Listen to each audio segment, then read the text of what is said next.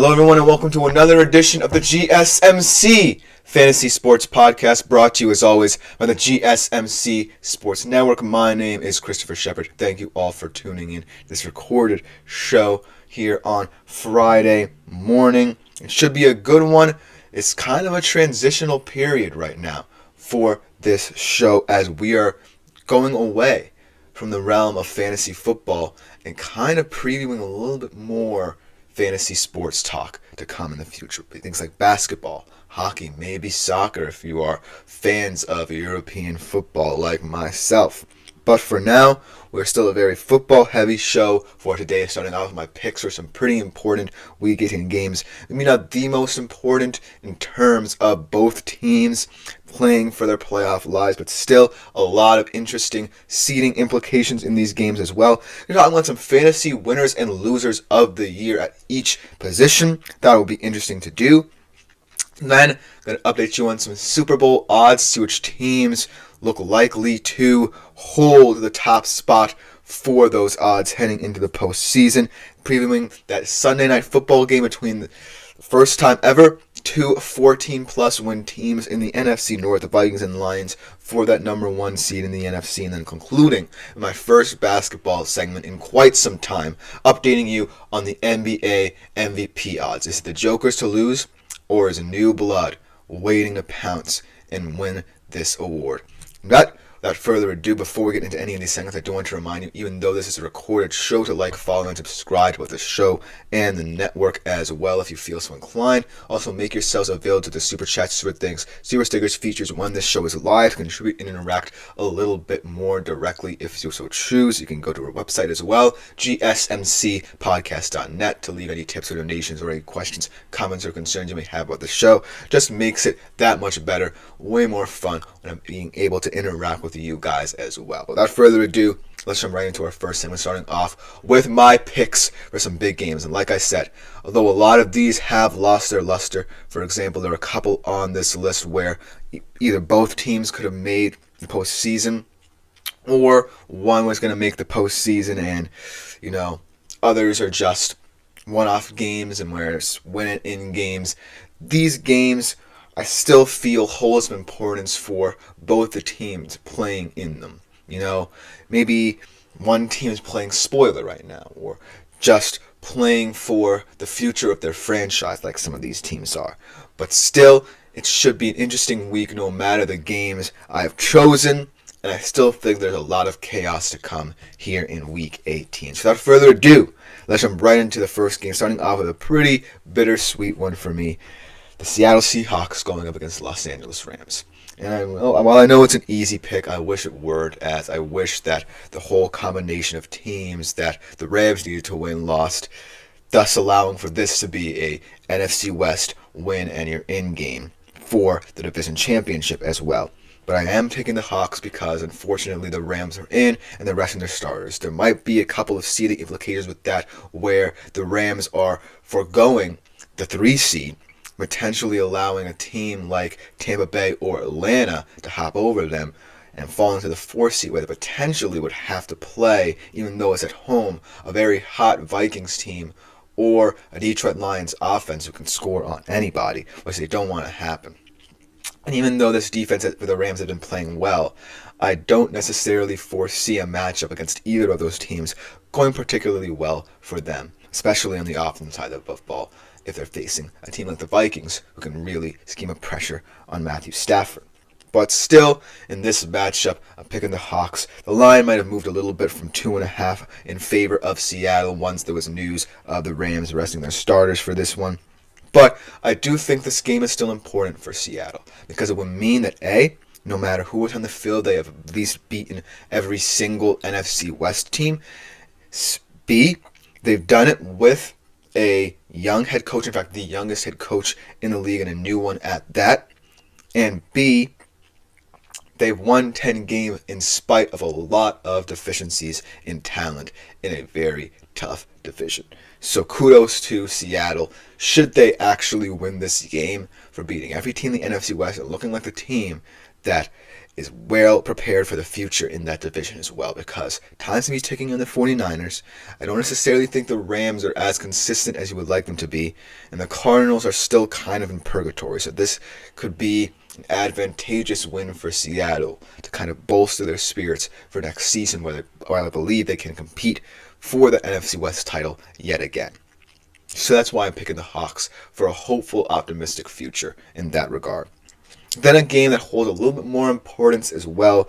The Chiefs going up against the Broncos here. Broncos 9.5-point favorites at the time of this writing, my writing of this segment.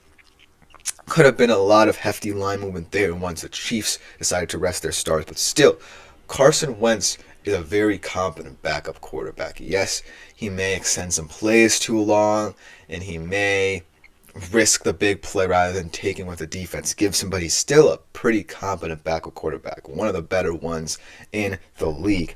So I do feel like the Broncos will still have their hands full with them, but I still think that they are very comfortable with their cornerbacks in man coverage, Pat Surtain II and Riley Moss, covering these Chiefs receivers and really getting home on Carson Wentz. They blitzed at an all-time rate against Patrick Mahomes in that game a couple weeks ago and limited that offense to 16 points.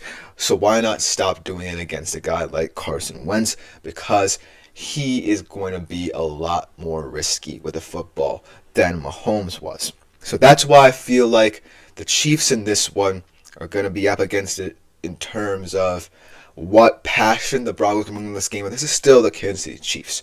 So I'm going to pick them to cover, probably not to win outright. I still think the Broncos are going to play spoiler to the Bengals and Dolphins postseason hopes and ultimately make a lot of people mad that they're not going to be able to see an MVP caliber Joe Burrow in the postseason trying to play the villain. But still, I do think that the Broncos should have this one on lock just because I feel like Carson Wentz might be a little bit too mistake prone in this one instead of, just taking what the defense gives him, which could complement this offense pretty nicely in Mahomes' absence. So that's why I'm taking the Chiefs in this one to cover, but not to win outright. I think the Broncos will have just enough on the offense side of the football to win this one.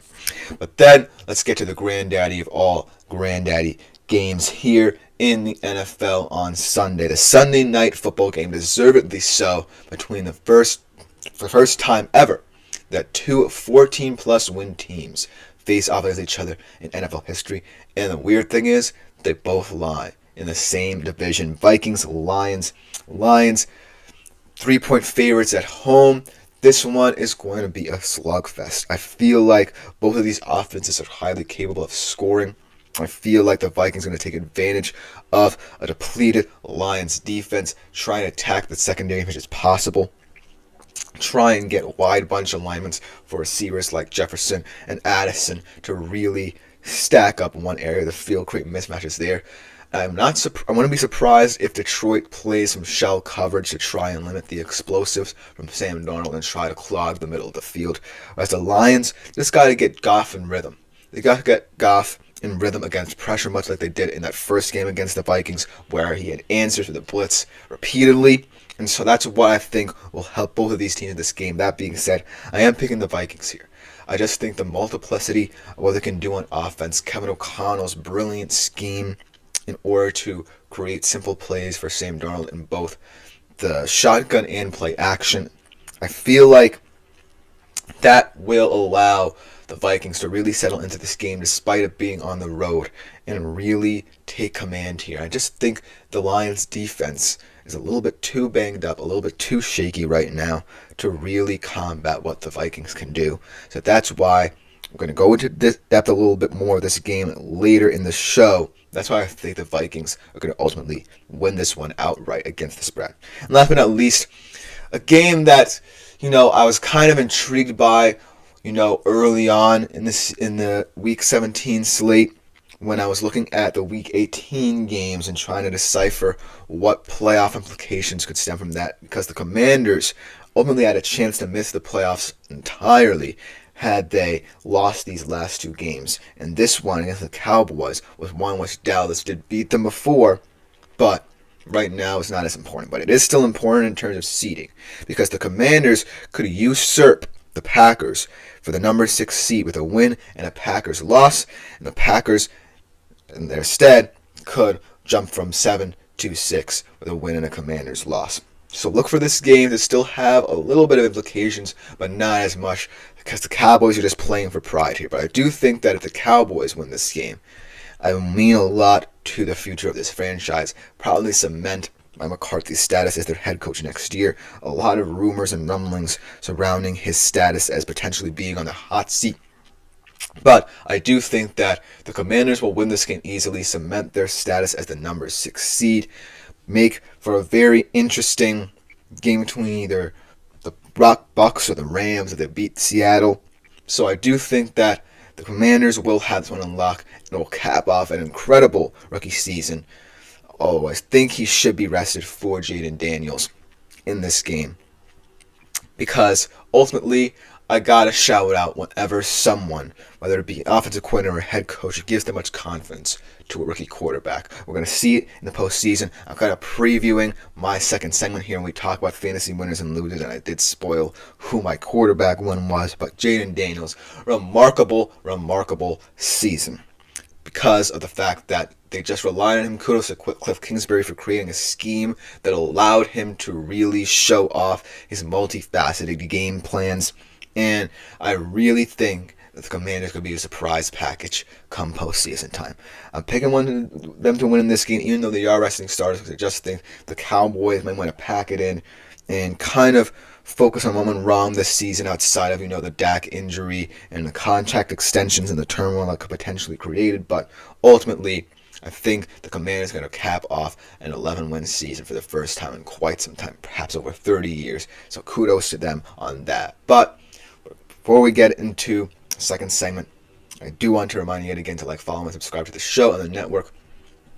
Remember, once the show comes back to the live stream on January 6th, remember to make yourselves available to the Super Chat, Super Thanks, and Super Stickers features here on YouTube. Great way to contribute and interact with the show a little bit more directly. But other than that, we'll be heading to our first break. And right after that break, we're talking about some fantasy winners and losers of 2024.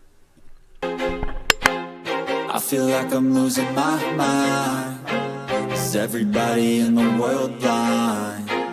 Please, Lord, give me a sign, a sign.